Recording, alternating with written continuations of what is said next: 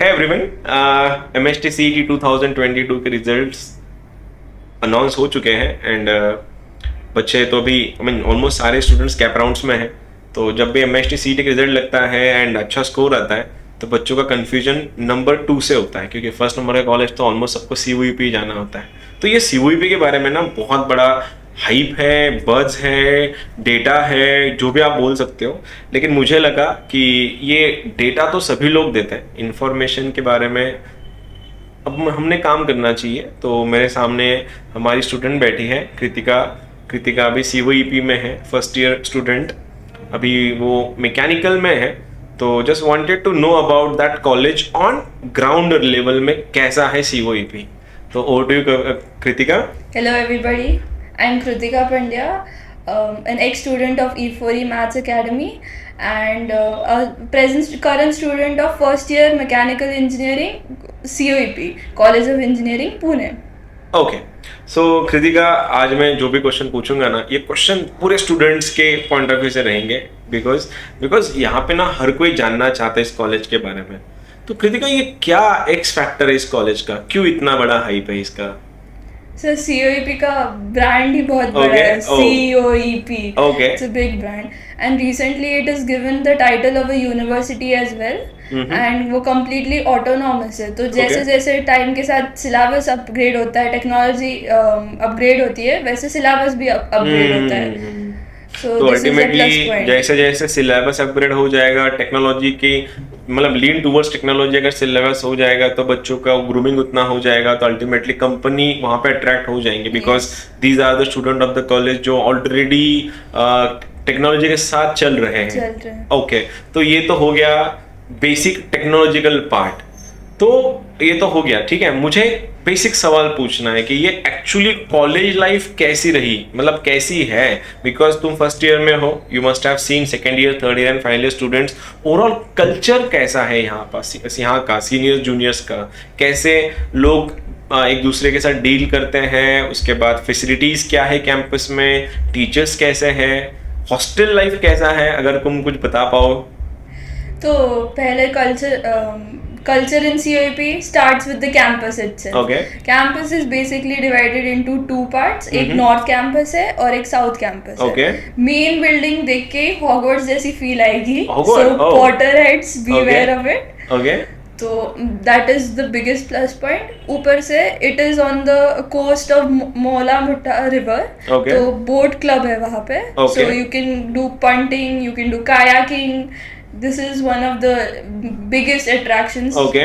And वो I have been a part of the boat club. Okay. तो एक बार तुम उसमें घुस गए, you will have a lifetime membership. Oh. Like 40 years, whenever you want to go rowing, go punting, you are free to go. क्या बात है? So there is a completely attractive boat club over there. फिर उसके बाद अलग अलग जो है उसके फेस्ट तो सबने देखे ही होंगे। Minds Park is the biggest technological fest. Yeah I know, most of you must be knowing this. Minds Park जैसे IITs में टेक फेस्ट होता है, वैसे COEP का माइंड्स पार्क बहुत बड़ा इवेंट है, टेक्निकल इवेंट होता है, technical as well as non technical. Okay, और कुछ उसके बाद secondly there is impressions, cultural fest है ये पूरा। इट्स लाइक जो जैसे स्कूल का एनुअल डे होता है, वैसे कॉलेज का इम्प्रेशंस होता है। तो COEP's impression is a big hike. Okay. Then जैसे स्कूल का स्पोर्ट्स डे होता है, so there is a event called as Zest. Okay. So Zest 23 is coming. Please come, all of you. Okay. So Zest 23 is about to come, so that's a sport event. तो उसमें marathon, cyclothon etcetera, these are the flagship events also. तो इसका boom रहेगा पुणे में, publicity and everywhere in Maharashtra as well. Okay. वो और boat club के लिए एक रेगाटा है। तो अभी जो इन्फॉर्मेशन मिली इससे, तो मैं उसको मतलब थोड़ा कंक्लूड करना चाहूँगा आप सबके लिए, ताकि थोड़ा समझने में आसानी जाए। कि स्टार्टिंग में उसने बोला कि टेक्नोलॉजिकली सिलेबस अपग्रेडेड है, अल्टीमेटली प्लेसमेंट्स के लिए कंपनीज इसी कॉलेज को इसलिए प्रेफर करती है कि बच्चे ऑलरेडी वहाँ पे हैं। ये तो हो गया फाइनल ईयर के बाद की बात। लेकिन फाइनल कॉलेज मीन टाइम में वहाँ पे स्पोर्ट्स के लिए वो लोग इनकरेज करते हैं, वहाँ पे क्लब्स हैं, वहाँ पे इतने सारे इवेंट हो रहे हैं जो इवेंट टेक्निकल है, नॉन टेक्निकल है, कल्चरल है, स्पोर्ट्स वाले हैं, मतलब everything is available in the campus itself. Yes, sir. तो मतलब जो बच्चे, मतलब ये होता है मोस्टली कि 10th के बाद पेरेंट्स बच्चों को नहीं अलाउ करते, उनके जो स्किल्स कौन सी, जिसको अपार्ट फ्रॉम द एजुकेशन वाले, एकेडमिक्स वाले स्कीम, लाइक सिंगिंग है, डांसिंग है, एक्टिंग है, उसके बाद इंस्ट्रूमेंट प्लेइंग है, कोई क्रिकेट खेल रहा है, कोई फुटबॉलर है, तो इन सब के लिए वहां पे एक एनकरेजमेंट मिलता है, because the college is giving the platform, right. वो कॉलेज यहाँ पे देता है, ग्रूमिंग हो जाती है वहां पे। अभी इन्होंने जो कृतिका जो बात कर रही है, तो आई होप तुमको ये समझ में आ रहा है की यहाँ पे ये म्हणतात ना मराठीमध्ये सर्वांगीण विकास एका इंजिनिअरिंग स्टुडंटचा इथे मला वाटतं दिसायला बघायला मिळेल तुम्हाला सगळ्यांना। हे तर झालं याच्याबद्दल, ये तो हो गया इसके बारे में, चलो क्योंकि बहुत सा ऑडियंस हिंदी वाली भी है हमारी, तो कृतिका ये तो हो गया यहाँ का, ठीक है। व्हाट अबाउट टीचर्स कैसे हैं वहाँ पे? Teachers are supportive. Okay. First of all, there is a thing called as tutorials. Okay. So उसमें जानबूझ के बैचेस जो है वो छोटे किए जाते हैं. Okay. Instead of the whole strength of 120 students, in mechanical there is 120 students. So instead of the complete batch sitting together, they'll divide it into parts. So 1-to-1 attention मिलेगा, डाउट क्लियरिंग तुम कर सकते हो। And अभी we were a batch who were, मतलब हमारा first semester जो है वो थोड़ा बहुत ऑनलाइन भी हुआ था, फिर ऑफलाइन भी हुआ था। So the syllabus was covered completely. तो उनके नोट्स रहते हैं, फिर HODs के पास जाके भी तुम कांटेक्ट कर सकते हो, तो you will get sufficient information and syllabus to cover up. तो अल्टीमेटली एक और उसमें एक और एडिशन कि जो लोग एकेडमिक्स से ज्यादा रिलेट करते हैं खुद को, तो वहाँ के teachers undoubtedly best brains of the states वहाँ पे अवेलेबल है तुम लोगों के लिए। एंड ये कॉलेज बहुत पुराना है, इसका एस्टेब्लिशमेंट बहुत पुराना है, पुराना इन द सेंस ये बहुत मैच्योर कॉलेज है, बहुत एक्सपीरियंस फैकल्टीज वहाँ पे हैं जो बच्चों को ग्रूम करते हैं। Grooming not only about academics, it is about everything she is talking, ठीक है। तो ये तो रहा कॉलेज का बात। प्लेसमेंट्स के लिए मुझे अलग से बताने की जरूरत नहीं है, एवरीवन नोज इट कि उनके प्लेसमेंट्स क्या है। लेकिन मुझे एक और इंटरेस्टिंग, मतलब दिमाग में एक क्वेश्चन आ रहा है कृतिका, कि ये सब तो चलो कैंपस हो गया, ऑफ कैंपस हो गया, व्हाट अबाउट हॉस्टल्स? हॉस्टल कैसे हैं यहाँ पे? ओके, तो मैं तो एक हॉस्टलाइट थी फर्स्ट ईयर में। Okay, so I have enjoyed the first year very well. Okay, girls के लिए 3 हॉस्टल्स है। तो first 2 hostels are for first year, and फिर बड़ी बिल्डिंग, अगर तुम शिवाजी नगर पे जाओगे तो उसमें एक चौक लगता है, सबसे ऊंची वाली बिल्डिंग 11 फ्लोर की CIP, कांच वाली, वो CIP गर्ल्स हॉस्टल है। तुमको दूर से दिख जाएगा, मतलब कॉलेज बाद में दिखेगा। Second year and above students, okay. So it's for PhD students, MTech students, and then but freshers are not allowed. हाँ, freshers वहाँ पे नहीं, freshers को नहीं। Okay. तो वो बेसिकली इसीलिए किया है क्योंकि मतलब होम जैसी फीलिंग आए वो छोटे इसमें। तो बाद में I am going to shift in that second building, तो I am very excited about it. Question आया ऐसे मोटा मोटी, कितना फीस लगता है हॉस्टल का? आई मीन अराउंड 28,000 एंड सारे की सारी गर्ल्स को अकोमोडेशन मिल जाता है हॉस्टल मोस्टली, पर you have to work hard. Merit based है पूरे hostels are merit based, yes. Okay. और गर्ल्स के लिए है अवेलेबल, बॉयज तुमको पढ़ाई करनी है, अच्छा, तो ही हॉस्टल मिलेगा, वरना तुम्हें बाहर रहना पड़ेगा। जो ना उल्टा बॉयज तो मतलब खुशी होंगे जिनको हॉस्टल नहीं, उनको तो वैसे फ्लैट में रहना होता है। चलो लेट इट बी, वो तो अपना अपना पर्सनल डिसीजन रहेगा बाद में। तो हमने एकेडमिक्स कवर किया, हमने एक्स्ट्रा करिकुलर कवर किया, हमने उसके बाद प्लेसमेंट्स कवर किए। लेकिन फिर भी एक और क्वेश्चन फिर से आ रहा है कि कृतिका, बहुत से बच्चे ना जो 11th-12th में हैं, जो भी प्रिपरेशन कर रहे हैं मेंस के लिए, तो आगे जाके कहीं ना कहीं ये MST CET पे भी शिफ्ट होंगे। तो व्हाट डू यू थिंक कि जो स्टूडेंट्स का अभी तक प्रिपरेशन मेंस लेवल में उतना अच्छा नहीं हो रहा, एंड वो लोग अभी शिफ्ट होना चाहते हैं, ये मैं बात कर रहा हूँ जो करंटली 12th में पढ़ने वाले स्टूडेंट्स हैं, स्टूडेंट के बारे में, तो जो शिफ्ट हो रहे हैं MST CET पे है, तो व्हाट वुड यू सजेस्ट कि ये जो खुद का जो प्लान, चेंज ऑफ प्लान जो है, कि आईआईटी से लेके सीओईपीज में शिफ्ट होना कितना वर्थ रहेगा इन लोग के लिए, अगर आपका मतलब इन लोगों का अगर उतना प्रिपरेशन नहीं हुआ है अभी तक, व्हाट वुड यू सजेस्ट, क्या सजेस्ट करोगे तुम वहाँ पे? अगर एग्जाम जो है वो चेंज कर रहे हैं तो थोड़ी स्ट्रैटेजी जो है वो चेंज होने वाली है. Okay. It's not a downgrade, so don't put that in your mind, because MHC mains के जो पेपर्स रहते हैं वो मोर थिंकिंग रहते हैं.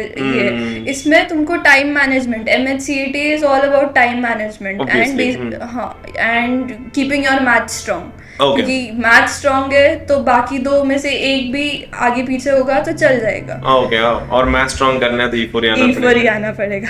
ओके तो अल्टीमेटली मैं आप सबको बताना चाहूंगा कि कृतिका का मेंस का स्कोर भी बहुत अच्छा था, लेकिन एक सब्जेक्ट उसका थोड़ा सा वहां पे थोड़ा मिस हो गया था, मिस हिट हो गया था, लेकिन जिसके कारण मेंस का थोड़ा कम स्कोर आया था. लाइक हाउ मच, कितना स्कोर था तुम्हारा मेंस में? जेई एडवांस किया था, एडवांस क्वालिफाई किया था. सो एंड मेंस का स्कोर आया था अराउंड 93 परसेंटाइल. आई गेस उसे कृतिका को उस लास्ट टाइम कुछ ट्रिपल आईटीज मिल रहे थे, तो इंस्टेड ऑफ ट्रिपल आईटीज उसने चूज किया था क्योंकि उसको पहले से ही डाई हार्ड मैकेनिकल ही करना था. She is a mechanical girl, जो बहुत प्राउडली बोलती है मुझे हमेशा, I am not a computer वाली गर्ल सर, कि मुझे मैकेनिकल ही करना है. तो इस पे जाते हैं कृतिका, क्योंकि ना अभी मैं ऑलमोस्ट 200-300 लोगों को काउंसिल कर चुका हूँ रिसेंट टाइम में, तो मैं एक चीज ऑब्जर्व कर रहा हूँ कि यहाँ पे हर किसी को सीएस करना है, कि everyone is like jumping on to CS. And इसका ये I don't blame CS for that, but बाकी ब्रांचेस भी है. तो एक सवाल मेरे साथ साथ बहुत से लोगों को आएगा कि ट्रिपल आईटीज मिलने के बाद भी हाउ, मतलब क्यों दिमाग में क्या आया कि मैं मैकेनिकल करती हूँ? Because a girl and mechanical ये इक्वेशन आजकल नहीं बैठ रहा, इवन बॉय एंड मैकेनिकल भी नहीं बैठ रहा है. तो कैसे चूज किया था मैकेनिकल? पहले तो गर्ल एंड इंजीनियरिंग ही नहीं बैठता था. तो girl and medical is that equation. Okay so we are going to break the stereotypes after all. Coming to that point, मुझे मेरे मतलब डीन जो अभी रिटायर हुए तो उनके बारे में बोलना है. तो he on the first day of inductions itself he said that in the future there is going to be no mechanical or CS engineers or electrical engineers. There is only going to be one type of engineers, and those are the solution engineers. Nice thought, huh? You bring the problem, and the people who give the solutions are called engineers. Because basic definition of engineering is वही है ना कि the people who solve people's problem are engineers. Okay. So this is a point. तो basically कोई भी branch में जाओ तुम्हें क्रॉस डोमेन आने ही वाला है. Like if you go in mechanical, you will come across with electronics, or you can go with more drawing and go into aeronautics. तो ये एक point है. So there is going to be cross domains everywhere. So one of the plus point in COEP is that electives बोल के एक subject है. हाँ, तो third year fourth year in सब में तुम कोई भी दूसरे ब्रांच का एक सब्जेक्ट ले सकते हो. मतलब अगर मैं मैकेनिकल पढ़ रहा हूँ और अगर मुझे मशीन लर्निंग सीखनी है या फिर एआई सीखना है तो मैं सीख सकता हूँ. इसीलिए कॉलेज इतना आगे जा रहा है, इतना आगे है. यहाँ पे नॉर्मल कॉलेजेस में आई डोंट थिंक ये सब होता है. If I am not, might be, मैं गलत भी हो सकता हूँ, अभी अपग्रेडेशन नहीं पता मुझे, लेकिन व्हाट शी इज सेइंग कि ये कॉलेज आप सबको इतना मतलब इतना फ्लेक्सिबिलिटी देता है कि आप क्रॉस जो है ना, क्या what was the word, cross domain, कि बाकी ब्रांचेस के भी सब्जेक्ट पढ़ सकते हो.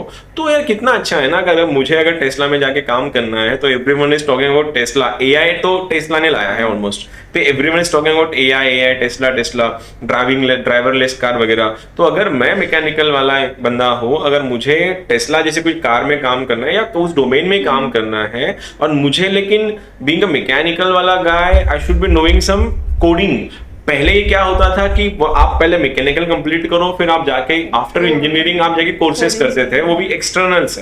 अभी ये कॉलेज आपको इन हाउस ये सब प्रोवाइड करता है, right? Oh that's very nice यार. मतलब ये सुन के मुझे भी नहीं पता था पर्सनली. नाइस. तो मुझे लगता है कि इतने सारे पॉइंट्स मैंने कवर किए हैं. इसके अलावा एक छोटा सा पॉइंट मेरे उन दोस्तों के लिए जिनको ये मैकेनिकल, सिविल, इलेक्ट्रिकल, इनसे परे होके, इनसे दूर निकल के ऐसी फील्ड्स में करियर करने हैं, लाइक किसी को क्रिकेटर बनना है, किसी को एक्टर बनना है, किसी को सिंगर बनना है, किसी को डांसर बनना है। हमारे यूट्यूबर की कमी तो कमी नहीं है, तो हमारे पास और यूट्यूबर भी है, गेमर्स भी है। तो कृतिका, तुमने बोला था, लेकिन मैं चाहता हूँ ये इंटरेस्टिंग पॉइंट पे, ताकि बहुत से मेरे स्टूडेंट्स को इस पे ज्यादा इंटरेस्ट आएगा कि इन सब के लिए क्या एक्स फैक्टर है। I know platform college provide करता है, लेकिन end up to what extent ये सब होता है वहां पे।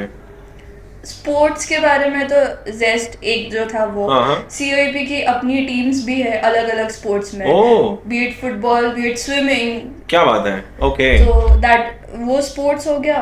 प्लेटफॉर्म तो सर आपने जैसे बताया वैसे ही है, लाइक डांसिंग के लिए अलग अलग, उसके साथ साथ कल्चरल, COEP आर्या रास, ये भी 2-3 पॉइंट्स है। जैसे कि अभी नवरात्रि आ रही है, so you can be in one of the portfolios, you can help in organising the event and then you can participate as.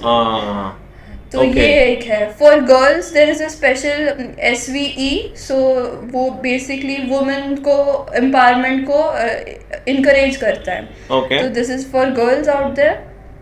Gamers का क्या है, द थिंग इज कि हम मैकेनिकल के, सिविल के, हम सबके पास वो नया वाला लैपटॉप, जो लैपटॉप आता है जिसमें ऑटो कैड के लिए हमें ये चाहिए, ग्राफिक्स कार्ड चाहिए।